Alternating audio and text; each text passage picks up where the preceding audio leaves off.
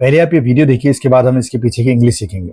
Grappling with all the newness around itself in the urban rush for a new, more embellished survival. The resourcefulness of this collective endeavor catapulted me into superstardom. The village-like enclosure, and in this spellbinding, of course, the present you is annoyingly indefinable. सो देखो, शाहरुख खान ने जो भी English इस्तेमाल की है, शाहरुख खान की speech से, शाहरुख खान से आज हम इंग्लिश सीखेंगे। तो जो वीडियो में इस्तेमाल हुआ है, पहले हम वो देख लेते हैं। तो ग्रैपलिंग विथ का इस्तेमाल हुआ है, grappling with all the newness around itself, इस तरीके से बोला है।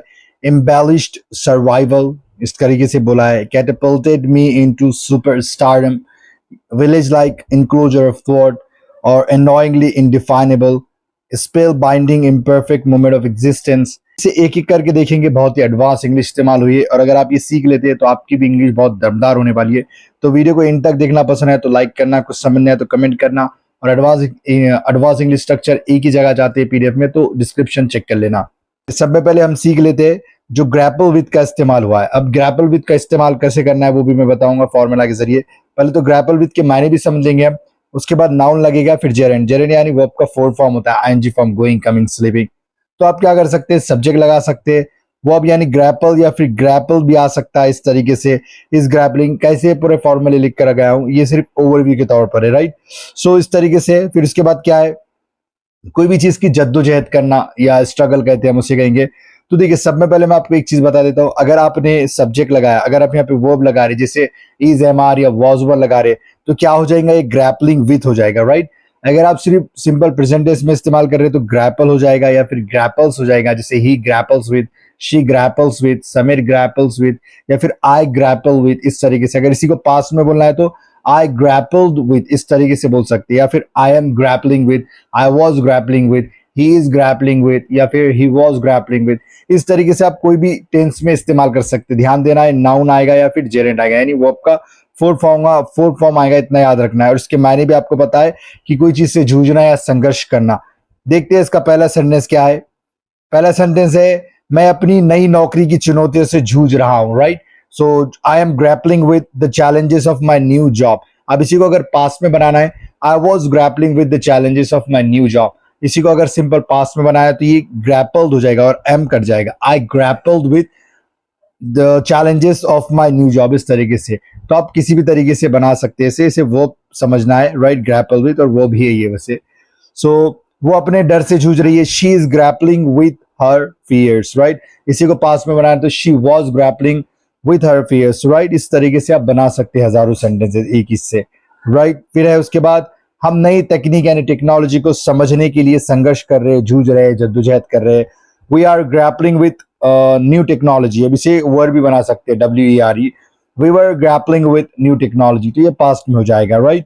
फिर उसके बाद देखते हैं, कंपनी आर्थिक समस्याओं से जूझ रही है, यानी कोई इकोनॉमिक प्रॉब्लम है, पैसों से जुड़ा हुआ कोई प्रॉब्लम है, right. The company is grappling with financial problems. अब इसी को पास्ट बनाना है तो the company was grappling with financial problem, right. Financial problem पैसों से ताल्लुक से कुछ होता है, राइट। एम्बेलिश्ड नाउन लगाना है उसके बाद, राइट। तो सब्जेक्ट आएगा, वर्ब आएगा, फिर एम्बेलिश्ड, और उसके बाद कोई नाउन आएगा, देखेंगे आसानी से। सजाया हुआ या फिर अधिक सुंदर और आकर्षक बनाया हुआ, मतलब कोई अट्रैक्ट कर रही है चीज को, उसे उस तरीके से बनाया गया, तो एम्बेलिश्ड नाउन का इस्तेमाल करना है। देखते हैं कैसे। आजकल लोग केवल जीवित नहीं रहते बल्कि एक सजे संवरे जीवन की चाह रखते हैं। मतलब लोग सिर्फ जीना ही पसंद नहीं कर रहे, आजकल क्या कर रहे हैं, सजना संवरना भी पसंद कर रहे हैं, उसकी चाह रख रहे हैं। फिर कैसे, people today seek an embellished life. तो हमारा नाउन क्या हो गया, लाइफ हो गया, एम्बेलिश्ड जो हम सीख रहे हैं, राइट। पीपल टुडे सीक यानी आज लोग चाह रखते, मांगते ऐसी लाइफ, ये मतलब हो रहा है, राइट। नॉट जस्ट सर्वाइवल, तो लोग क्या चाह रहे हैं कि एक शानो शौकत वाली लाइफ हो, अट्रैक्शन वाली लाइफ हो, कि ना कि सिर्फ गुजारा हो, सर्वाइवल हो, राइट। ये सेंटेंस का सेंस दे रहा है। उसने अपनी कहानी को और आकर्षक बना दिया। अब कोई इंसान है, उसे और आकर्षक बनाना, अट्रैक्टिव बनाना है, तो ही एम्बेलिश्ड हिज स्टोरी। तो यहाँ पे हम नाउन लगा सकते हैं, और हिज स्टोरी, राइट।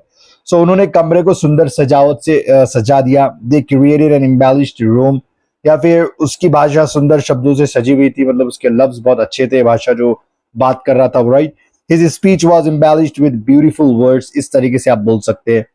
फिर उसके बाद वाला था कैटapult, फिर ऑब्जेक्ट आएगा, फिर इनटू आएगा। अब यहाँ पे कैटapult मैं इसलिए लिखा हूँ क्योंकि वर्ब का 1 भी हो सकता है फॉर्म, वर्ब का 5th फॉर्म भी हो सकता है, 3rd फॉर्म भी हो सकता है, 4th फॉर्म भी हो सकता है। क्यों बोल रहा हूँ मैं ऐसा, क्योंकि मैं ऐसे कैटेपल्ट्स भी बोल सकता हूँ, देखेंगे कैसा। लेकिन हम यहाँ पे सिंपल पास देख रहे हैं कि सब्जेक्ट कैटेपल्टेड, फिर ऑब्जेक्ट आएगा जिसकी बात हो रही है, जिसपे काम हो रहा है, फिर इनटू आएगा, फिर उसके बाद नाउन आएगा। नहीं समझ में आया तो हम इसे क्या करते हैं, एग्जाम्पल सेंटेंसेस समझेंगे। तो अचानक बहुत ऊंचे स्तर पर पहुंच जाना, मतलब कोई शख्स है अचानक उसे बहुत ज्यादा तरक्की मिल गई, कामयाबी मिल गई, तो उसे हम कहेंगे कैटापल्ट इनटू, फिर उसके बाद जो नाउन लगा रहे, जो भी नाम बोलना चाह रहे वो बोल सकते हैं। सो देखते हैं इसके बाद, उस एक वीडियो ने मुझे सुपरस्टार बना दिया, राइट। कोई एक वीडियो है, वायरल हो गया, फेमस हो गया, तो आप बोल सकते हैं कि उस एक वीडियो ने मुझे क्या कर दिया, स्टारडम दिला दिया, फेमस बना दिया। That one video catapulted me into stardom. जो कैटापल्टेड हम क्या कर रहे हैं, वो आपका सेकंड फॉर्म इस्तेमाल कर रहे हैं। अब इसी को मैं अगर से क्या कहेंगे, सिंपल प्रेजेंट टेंस में बनाना चाहूंगी, वो एक वीडियो मुझे करता है स्टारडम, मतलब फेमस कर देता है। कैसे बोलेंगे, दैट वन वीडियो कैटापल्ट्स मी। कैटापल्ट्स क्यों लगा रहे हैं हम, क्योंकि एक वन वीडियो एक है, तो इसके साथ हम एस लगाएंगे, ई एस या एस लगता है, कैटापल्ट्स मी इनटू स्टारडम। और अगर से यही फीचर में बोलना है, that one video will Catapult me into stardom, इस तरीके से आप बोल सकते हैं, राइट। Simple future. अगर आपको टेंसेस समझ में आ गए तो आपको सेंटेंस भी समझ में आ जाएगा कैसे बन रहे हैं। फिर उसके बाद है, उसकी खोज ने उसे दुनिया भर में प्रसिद्ध कर दिया, यानी फेमस कर दिया। His discovery catapulted him into global fame, right? इस तरीके से बोल सकते हैं हम। इस पुरस्कार ने उसे सफलता की ऊंचाइयों तक पहुंचा दिया, यानी उसे बहुत कामयाब बना दिया, एक अवार्ड ने उसे। सो कैसा होगा, दी अवार्ड कैटेपल्टेड हर इनटू सक्सेस, इस तरीके से बोल सकते हैं आप। फिर सोशल मीडिया ने उसे रातों रात प्रसिद्ध कर दिया या फिर फेमस कर दिया। Social media catapulted him into the spotlight, इस तरीके से बोल सकते हैं। फिर एक बार इस्तेमाल हुआ था विलेज लाइक, और उसके बाद नाउन, शाहरुख खान ने ये भी इस्तेमाल किया है। सो विलेज लाइक और उसके बाद नाउन कैसा इस्तेमाल करना है, जैसे गांव जैसा, या बहुत ही क्या हो रहा है, महदूद सोच वाला, मतलब एक लिमिटेड सोच वाला है, उसे हम कहेंगे, क्या कहेंगे हम, village like, right. Village like मतलब एक तरह से गांव की तरह, इस तरीके से बोलेंगे हम। सो इंटरनेट कभी कभी गांव जैसी सोच पैदा कर देता है। The internet can create a village like enclosure of thought, मतलब आप कहें इनक्लोज, अब सोच को आप बंद कर देते हैं कि जगह पर, कि इतना ही है, इतना ही दिख रहा है तो इतना ही सही है, तो उस तरीके से the internet can create a village like enclosure of thought, इस तरीके से बोल सकते हैं आप। The place had a village like atmosphere, जहां पे आप गए समझिए कहीं गांव पर या कहीं जगह पर, तो आप बोल सकते हैं कि वो जो जगह थी उसका विलेज लाइक एटमॉस्फेयर था, यानी गांव जैसा क्या था, क्या कहेंगे हम, वातावरण था, माहौल था। उनका समुदाय गांव जैसी एकता रखता है, यानी यूनिटी, सब मिलकर रहते हैं वहां पर। They have a village like community, right, they have a village like community, इस तरीके से बोल सकते हैं। कार्यालय में यानी ऑफिस में गांव जैसा अपनापन था। The office had a village like warmth, right, तो गर्माहट थी वहां पे कि सब आपस में एक दूसरे से मिलकर रह रहे, इस तरीके से बोलेंगे हम। फिर अनोइंगली और उसके बाद है एडजेक्टिव, राइट। अनोइंगली क्या होता है वो भी देखेंगे। तो सब्जेक्ट लगाना है, फिर बी लगा सकते हैं, यानी is am are was were, फिर अनोइंगली और उसके बाद आएगा कोई भी एडजेक्टिव, जैसे स्ट्रॉन्ग, वीक वगैरह होते हैं हमारे। तो परेशान करने वाली एक हद तक, मतलब बहुत ज्यादा कोई चीज आपको परेशान कर रही है तो हम उसे कहेंगे अनोइंगली और उसके साथ एडजेक्टिव इस्तेमाल करेंगे। देखते हैं कैसे।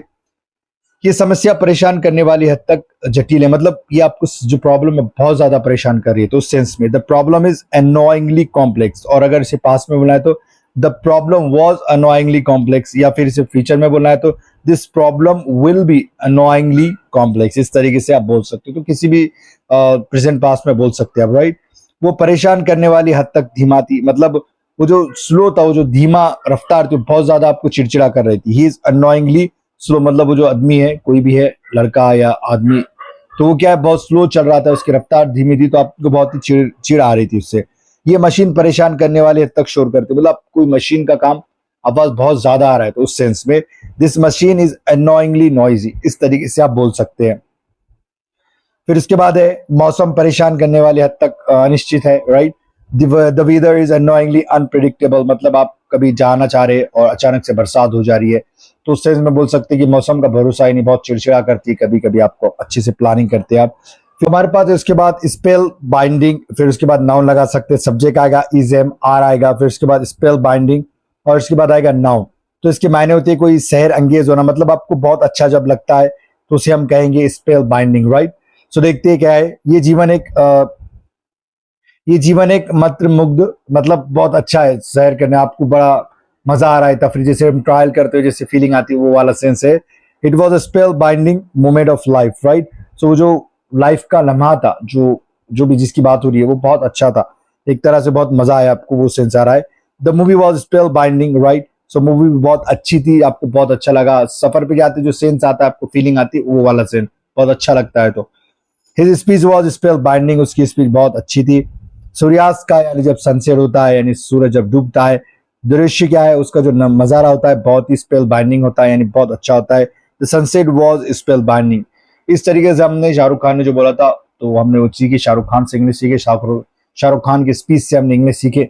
अगर आपको वीडियो पसंद आए तो लाइक करना है, कुछ समझ नहीं आया तो कमेंट बॉक्स खाली कमेंट कर सकते हैं आप, और क्या करना है, सब्सक्राइब भी कर सकते हैं इस वीडियो को। अगर ऐसी वीडियो देखना है, आपको इंग्लिश सीखना है इन नो टाइम। मिलते हैं अगले वीडियो में। वीडियो देखने के लिए बहुत बहुत शुक्रिया।